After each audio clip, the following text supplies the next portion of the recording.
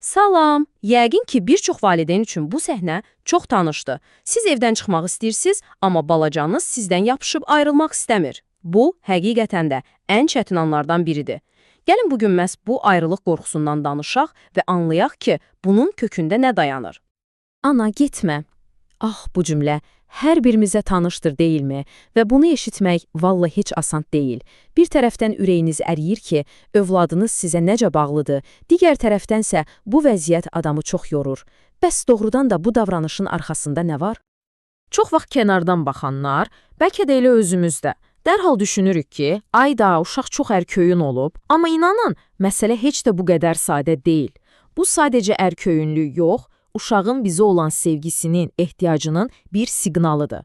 Həm də bunun çox dərin bioloji kökləri var. Yaxşı, gəlin bu hekayəni biraz daha açaq.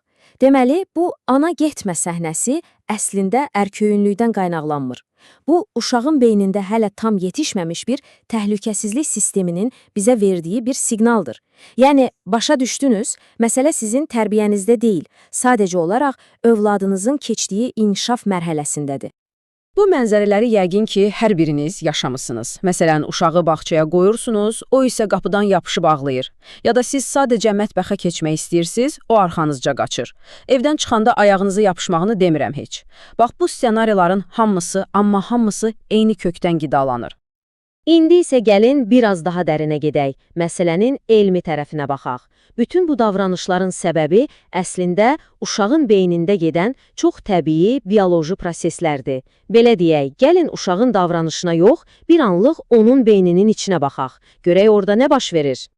Baxın, 0-dan 7 yaşa qədər bir uşaq üçün valideyn nə deməkdir? Sadəcə ana və ya ata? Xeyr. Valideyn onlar üçün yeriyən bir təhlükəsizlik qalasıdır. Siz onların yanında olanda hər şey qaydasındadır.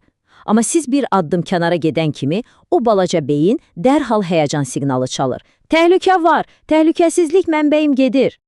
Və bu reaksiya, bu təhlükə siqnalı xüsusilə də 1-3 yaş aralığında pik həddə çatır. Niyə? Çünki həmin dövrdə uşağın beynindəki o təhlükə mərkəzi həddindən artıq aktiv olur. Ona görə də sizin mətbəxə keçməyiniz belə onun beynində böyük bir təhdid kimi algılanır. Və burada altını cizaraq demək istədiyim ən vacib şey budur. Bu vəziyyət tamamilə normaldır. Bu, övladınızın inkişafının təbii bir parçasıdır. Deməli, özünüzü günahlandırmağı dayandırın, siz səhv heç nə etmirsiniz, sadəcə bu dövrü düzgün idarə etməyi öyrənməliyik və salam. Yaxşı, bəs biz valideynlər bəzən fərqində olmadan bu qorxunu necə daha da alovlandırırıq? Elə cümlələr var ki, biz onları yaxşı niyyətdən deyirik, amma əslində vəziyyəti yaxşılaşdırmaq əvəzinə odun üstünə benzin tökürük.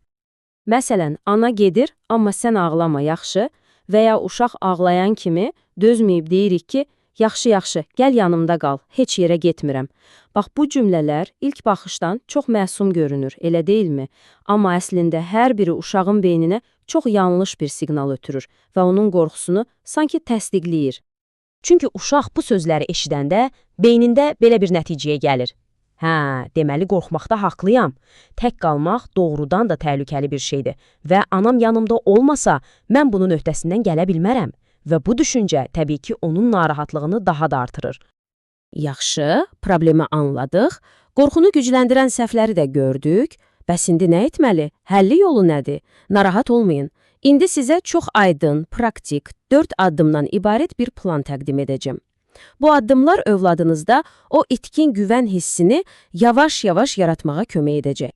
Bu 4 addım əslində çox sadədir, amma bir o qədər də təsirlidir.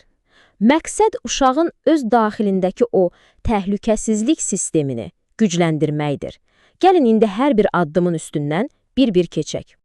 Birinci və bəlkə də ən vacib addım, onun hisslərini təsdiqləyək. Yəni, ağlama, burada nə var ki, demək əvəzinə deyin ki, başa düşürəm, mən gedəndə darıxırsan, sənin üçün çətindir. Baxın, onun tələbinə boyun əymirsiniz, sadəcə duyğusunu anladığınızı göstərirsiniz.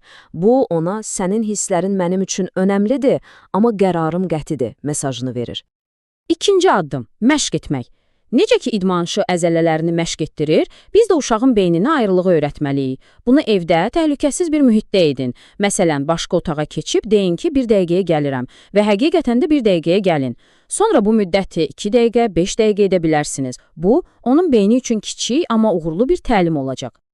Bəs bu məşqlərin məqsədi nədir? Çox sadə. Uşağın beynindəki o qorxulu, ayrılıq bərabərdir təhlükə formulunu pozmaq və onun yerinə yeni bir formulu yazmaq.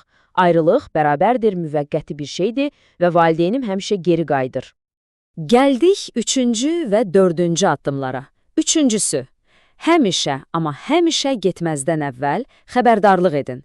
Gizlicə aradan çıxmaq ən böyük səhvdir, bu onun güvənini sarsıdır. Və 4-cüsü, bəlkə də ən çətini, sakit qalın.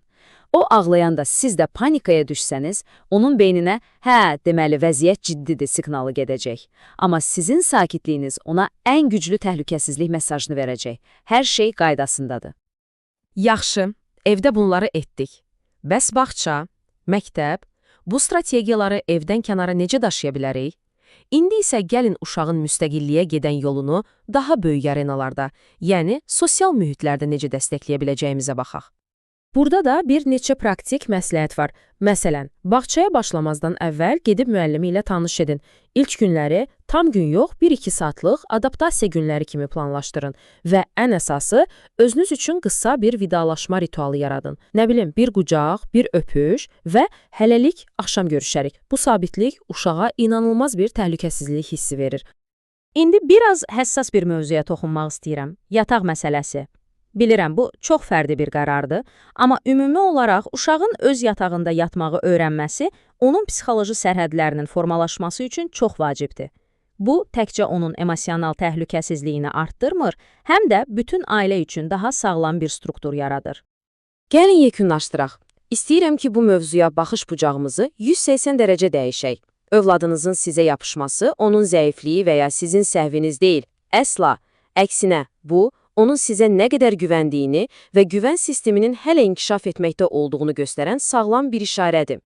Və unutmayın ki, o güvən sisteminin memarı sizsiniz. Bəli, məhz siz. Sizin hər dəfə göstərdiyiniz sabit davranış, sizin sakit səsiniz, qoyduğunuz aydın sərhədlər, bunların hər biri o sistemin möhkəm təməl daşları olur. Bəli, bu proses səbir tələb edir, asan deyil, amma bu mərhələni düzgün strategiya ilə keçəndə nəticə sadəcə möhtəşəm olur. Siz təkcə bugünkü ağlama krizini həll etmirsiniz, siz övladınızın gələcəyinə investisiya qoyursunuz. Onun özünə inamını, emosional müstəqilliyini böyüdürsünüz. Yekunda isə icazə verin bir sualda mən sizə verim. Bugün danışdıqlarımızdan sonra övladınızın müstəqilliyə doğru bu vacib səyahətində ona dəstək olmaq üçün atacağınız ilk kiçik addım nə olacaq?